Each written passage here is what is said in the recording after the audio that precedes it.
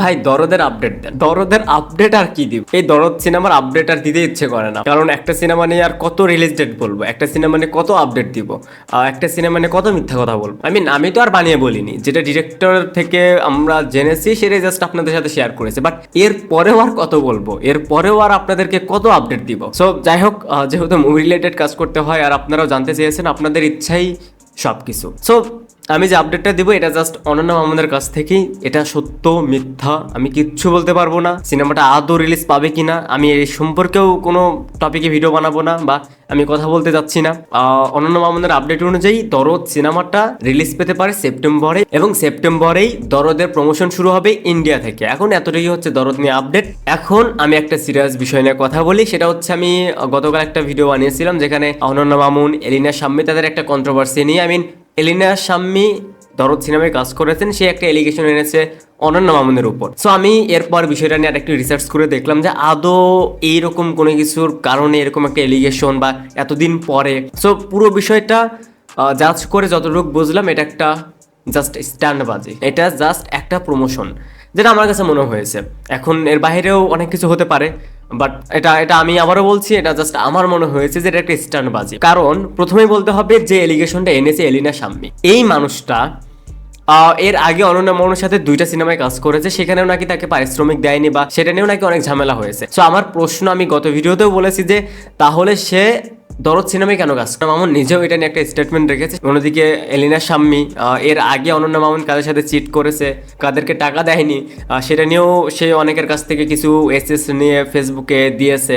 এটা নিয়ে অনেক নিউজও হচ্ছে, খুব একটা নিউজ হচ্ছে সেটা বলছি না, বাট একটু নিউজ হচ্ছে। বাট আমার প্রশ্ন হচ্ছে যে যদি এটা স্ট্যান্ডবাজি হয়ে থাকে, যদি এটা জাস্ট প্রমোশনের জন্য এইটা করা হয়ে থাকে, তাহলে আদৌ শাকিব খানের সিনেমার জন্য কি এটা কোনো দরকার আছে? দরদ সিনেমাটা যদি চলে সেটা কন্টেন্টের উপর চলবে, প্রথম 3 দিন শাকিব খানের জন্য চলবে, এটার জন্য মিথ্যা গুজব স্ট্যান্ডবাজি এগুলো দরকার নেই। এখন টোটালি মনে হচ্ছে যে এটা একটা স্ট্যান্ডবাজি, তারা একটা নেগেটিভ মার্কেটিং করে যাচ্ছে, বাট এটা আদৌ কি প্রয়োজন শাকিব খানের সিনেমার ক্ষেত্রে? আমি গতকালের ভিডিওতেও বলেছি যে এখানে কে আসলে সত্য বলছে, কে আসলে মিথ্যা বলছে, এটা আসলে আপনি জাজ করতে পারবেন না। এখানে এটা স্ট্যান্ডবাজি হতে পারে, এখানে এটা সত্যও হতে পারে, এখানে অনন্য মামুন মিথ্যা বলতে পারে, এখানে এলিনা শাম্মী মিথ্যা বলতে পারে। এখন পর্যন্ত যা যা হয়ে গেছে এর ভিডিও থেকে যতটুকু বুঝলাম, এখানে অনেকেই হয়তো অনন্য মামুনকে দোষারোপ করতে পারে যে অনন্য মামুন হ্যাঁ ঠিক আছে, চিটার বাটপার, সে টাকা দেয় না, সে কাজ করে পারিশ্রমিক ঠিকঠাকভাবে দেয় না, ওকে ঠিক আছে।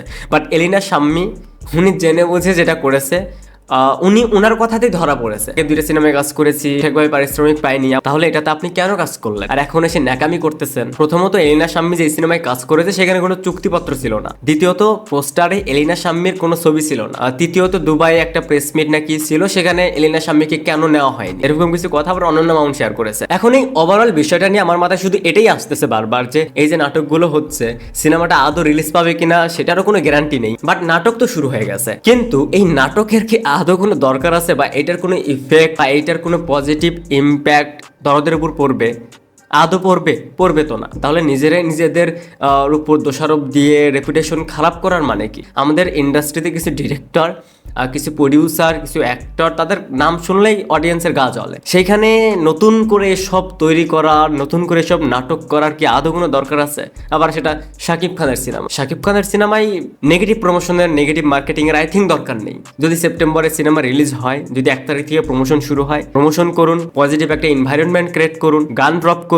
যদি সিনেমাটায় ম্যারিট থাকে তাহলে কনফার্ম চলবে, আর না থাকলে ডিরেক্ট ফ্লপ। যাই হোক, যারা এখন ওই ওভারঅল বিষয়টা নিয়ে কনফিউজড যে আসলে কি হচ্ছে, আমি গতকালের ভিডিওতে আমি বলেছিলাম যে এদের আসলে মুভমেন্টটা আপনি এত সহজে ধরতে পারবেন না, যেহেতু এরা মিডিয়ায় কাজ করে। এরা কি করতে যাচ্ছে, কেন করছে, এইটার এন্ড না হওয়া পর্যন্ত, এন্ড হয়ে গেলেও আপনি এটা বুঝতে পারবেন না যে বিহাইন্ড দ্য সিনে কি হয়েছিল। সো এইগুলো নিয়ে আসলে মাথা ঘামানোর কিছু নেই। আবারও বলছি, এটা আমার জাস্ট মনে হচ্ছে, যদি এটা স্ট্যান্ডবাজি হয়ে থাকে, নেগেটিভ কোনো মার্কেটিং এর জন্য হয়ে থাকে, তাহলে শাকিব খানের জন্য আফসোস হচ্ছে যে তাদের উপরে কি কোনো বিশ্বাস নেই। শাকিব খানের সিনেমার জন্য নেগেটিভ মার্কেটিং এর দরকার নেই। আমি আবারও বলছি, শাকিব খানের কোনো সিনেমার জন্য নেগেটিভ মার্কেটিং এর দরকারই নেই। আর কেউ যদি করে থাকে তাহলে তার কন্টেন্ট বা শাকিব খানের স্টারডম নিয়ে তার সন্দেহ রয়েছে।